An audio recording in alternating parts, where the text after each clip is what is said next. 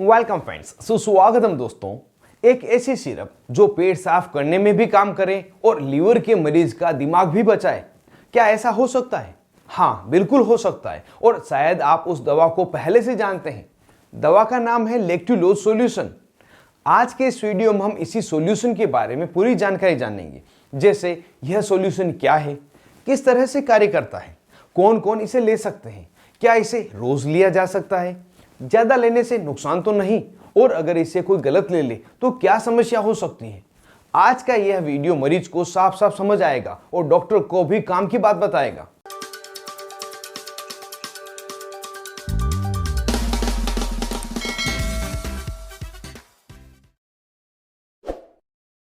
सबसे पहले समझते हैं लैक्टुलोज आखिर है क्या।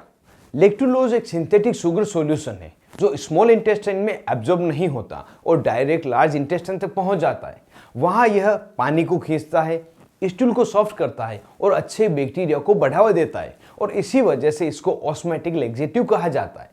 अगर यहाँ बात करें इस लैक्टुलोज सॉल्यूशन को क्या नाम से आप मेडिकल स्टोर पर खरीद सकते हैं, तो इसके कुछ पॉपुलर ब्रांड नेम जैसे कि ड्यूफालेक्स solution, loose solution, empty solution, एविक सॉल्यूशन आदि किसी भी नाम से अगर आपको मिले तो उसे आप खरीद सकते हैं। उसका कंपोजिशन समान ही होना चाहिए। अब जानते हैं सबसे जरूरी कि इस दवा का प्रयोग किन किन बीमारियों में लिया जाता है, कब कब मरीज को दी जाती है। इस दवा का प्रयोग मुख्य रूप से पुरानी कब्ज को तोड़ने के लिए लिया जाता है, जिसे क्रोनिक कॉन्स्टिपेशन भी कहते हैं। इस समय स्टूल हार्ड हो जाता है, मरीज नियमित तौर पर फ्रेश नहीं हो पाता, मरीज का बाउल मूवमेंट डिस्टर्ब हो जाता है। यह समस्या ज्यादातर बुजुर्गों में तथा उन मरीजों में देखी गई जो बेड रेस्ट पर रहते हैं। दूसरा प्रयोग जो बहुत ही कम दोस्त जानते हैं वह है हेपेटिक एन्सेफेलोपैथी, मतलब लीवर के पेशेंट में। लीवर की बीमारी में व्यक्ति के ब्लड में अमोनिया बढ़ जाता है, जिससे मरीज को कब्ज होना, नींद आना, चिड़चिड़ापन होना, गुस्सा आना और कई बार कोमा तक की स्थिति भी हो जाती है। तो इस समय डॉक्टर द्वारा यह लैक्टुलोज सॉल्यूशन दिया जाता है, और लैक्टुलोज इंटेस्टाइन में अमोनिया को पकड़कर स्टूल के जरिए बाहर निकाल देता है, जिससे मरीज की स्थिति में काफी सुधार होता है। यहाँ पर डॉक्टर द्वारा यह ध्यान रखा जाता है कि इस तरह के मरीज में कम से कम दिन में 2 से 3 बार सॉफ्ट स्टूल पास जरूर हो, और इसी के अनुसार मरीज में दवा की मात्रा भी तय की जाती है। अगला प्रयोग पोस्ट सर्जिकल मरीज में या पाइल्स तथा फिशर वाले मरीज में, जब मरीज को स्टूल पास करते समय जोर लगाना मना होता है, इस समय में भी इस दवा को दिया जाता है, जिससे कि मरीज बिना दर्द के स्टूल पास कर सके। अब बात करते हैं इस दवा को कैसे और कितनी मात्रा में डॉक्टर देते हैं। तो इस दवा की मात्रा मरीज की आवश्यकता के अनुसार तय की जाती है। सामान्यतः 15 ml से लगाकर 30 ml रात को या सुबह जरूरत के अनुसार सलाह दी जाती है, और अगर मरीज हेपेटिक एन्सेफेलोपैथी का है तो उसे 20 से 30 ml दिन में 2 से 3 बार दिया जाता है, और यह डोज दवा की मात्रा स्टूल की फ्रीक्वेंसी देकर बदली जा सकती है। यह कोई फिक्स डोज नहीं है, मरीज की रेस्पॉन्स के अनुसार डॉक्टर डोज बदलते रहते हैं। इस दवा को खाने के पहले या खाने के बाद कभी भी लिया जा सकता है।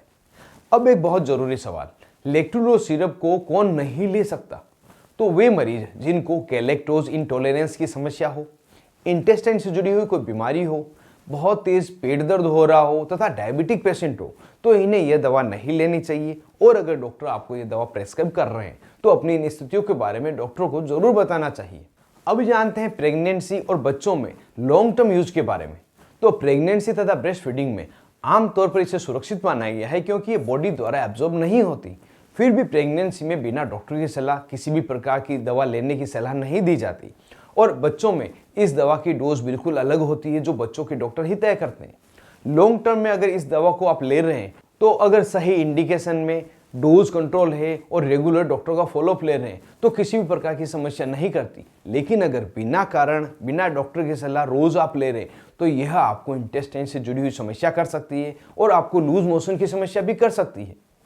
अब जानते हैं इस दवा को लेने पर मरीज में क्या क्या साइड इफेक्ट्स हो सकते हैं। तो शुरुआत में होने वाले साइड इफेक्ट्स में पेट में गैस बनना, पेट का फूलना, हल्के मरोड़ आना, दस्त लगना, और अगर कोई व्यक्ति ज़्यादा मात्रा में दवा ले ले तो मरीज को डिहाइड्रेशन की समस्या हो सकती है, और इलेक्ट्रोलाइट इम्बैलेंस भी हो सकता है, जो मुख्य रूप से बुजुर्गों में देखा गया है। इसी कारण से शुरुआत में कम मात्रा शुरू की जाती है और पर्याप्त पानी पीने की सलाह डॉक्टर द्वारा दी जाती है। फिर भी अगर यह दवा लेते समय आपको कोई साइड इफेक्ट दिखे या इसके अलावा कोई अनडिजायरेबल इफेक्ट मिले तो तुरंत ही आप दवा लेने बंद करें और अपने डॉक्टर से मिलें। अब जनरल प्रैक्टिशनर और इंटर्न डॉक्टर विशेष रूप से ध्यान दें, कॉन्स्टिपेशन में दवा देने के साथ फाइबर तथा भरपूर पानी पीने की सलाह दी जाती है।